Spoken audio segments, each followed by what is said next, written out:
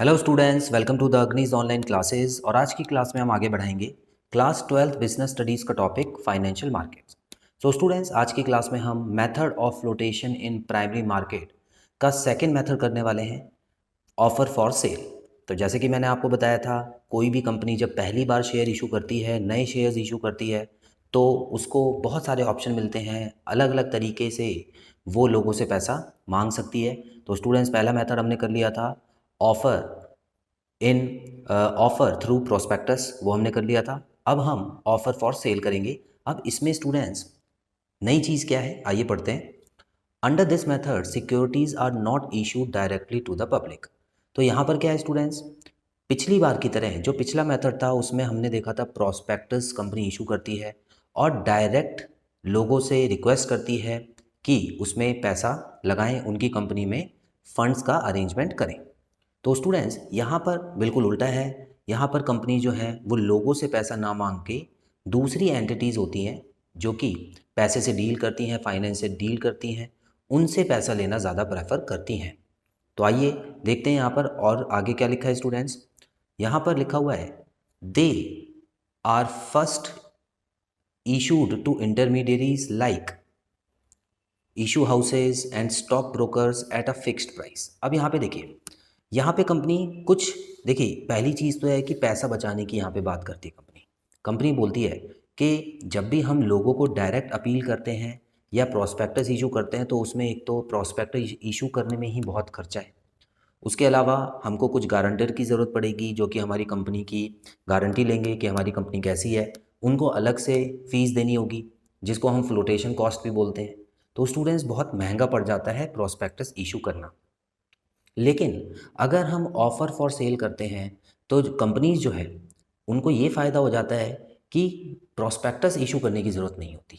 अब ये कंपनीज क्या कर रही हैं, तो ये कंपनीज ऐसे इंस्टीट्यूट्स को, ठीक है, जैसे कि हो गया इशू हाउस। अब ये इशू हाउस क्या होता है और ब्रोकर्स कौन होते हैं, तो ब्रोकर्स के बारे में मैंने आपको बताया था। तो गवर्नमेंट से रजिस्टर्ड होते हैं ब्रोकर्स। तो कंपनी इन लोगों को अपने शेयर्स देती है और बोलती है कि आप हमारे शेयर्स है ना, अपने अपने जान पहचान में जो भी लोग हैं, आपके जो भी कस्टमर्स हैं, उनको आप बेचो।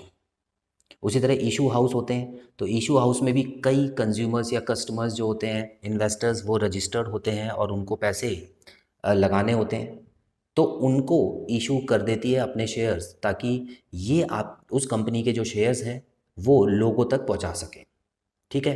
तो स्टूडेंट्स, यहाँ पे क्या हो रहा है, इनडायरेक्ट इशू हो रहा है। यहाँ पे इनडायरेक्ट एप्लीकेशंस आ रही हैं लोगों के पास।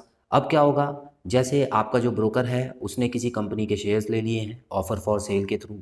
अब वो शेयर्स जो हैं वो आपको बताएगा उनके बारे में, इस कंपनी के बारे में बताएगा कि ये कंपनी इतने सालों से काम कर रही है, प्रॉफिट में है, और यहाँ पर इस कंपनी में आप पैसा लगाएं तो आपका अमाउंट जो है वो सेफ़ रहेगा और ग्रो करेगा। तो क्योंकि आप इस ब्रोकर को जानते हो, इस पे भरोसा करते हो, तो इस वजह से आप उस कंपनी में पैसा लगाने के लिए रेडी भी हो सकते हैं। तो स्टूडेंट्स, यहाँ पर ऑफ़र फॉर सेल में कंपनी का जो प्रोस्पेक्टस था वो बनाना जो है, उसमें जो खर्चा था वो बच गया है। तो यहाँ पर सीधा सीधा कंपनी इशू हाउस और ब्रोकर्स के थ्रू ये काम करवाती है। हालांकि जो ब्रोकर्स और इशू हाउस होते हैं इनसे कमीशन ज़रूर लेते हैं कंपनी से ये काम करने के, और कुछ कस्टमर से भी कमीशन लेते हैं कि उस कंपनी का शेयर हम आपको दे रहे हैं। तो वो डिपेंड करता है, वो तो आप जब ज़्यादा डिटेल में पढ़ेंगे तो आपको समझ आएगा। तो ये आपको समझ आया स्टूडेंट्स। चलिए, तो थर्ड पॉइंट में क्या लिखा है, these intermediaries resell the securities to the public at higher prices. देखिए, तो जिस पॉइंट की बात मैं कर रहा था वो आ ही गया। तो ये जो इंटरमीडियरीज होते हैं ये बिचौलिए होते हैं, और बीच में काम करने वाले लोग जैसे इशू हाउस और ब्रोकर्स है, ये अपना कमीशन तो लेंगे ही लेंगे। तो ये क्या करते हैं, जितने में कंपनी से इन्होंने शेयर खरीदा होगा उससे ज़्यादा में ये बेचते हैं लोगों को, ताकि इनको भी प्रॉफिट हो सके। This method saves the company from formalities and complexities such as expenses on issue of prospectus, underwriting commission, etc. तो जैसे कि मैंने बताया स्टूडेंट्स, कंपनीज यहाँ पर इस मेथड को क्यों यूज़ करती है, ताकि उनका पैसा बचे और शेयर इशू का जो फॉर्मेलिटीज़ है वो ज़्यादा कॉम्प्लेक्स ना हो, ठीक है, ज़्यादा उलझी हुई ना हो, सिंपल तरीके से हम इनको इशू करवा देते हैं। इसको हम कंपनी से जो इशू कंपनी जब इशू करती है इनको तो याद रखिएगा कंपनी के कुछ खर्चे बचते हैं स्टूडेंट्स। कौन कौन से खर्चे? एक तो हो गया expense on issue of prospectus, company को प्रॉस्पेक्टस इशू करने की ज़रूरत नहीं होती। अंडर राइटिंग कमीशन मतलब गारंटर्स को कमीशन देने की ज़रूरत नहीं होती। और भी कुछ खर्चे होते हैं जो कंपनी बचा लेती है।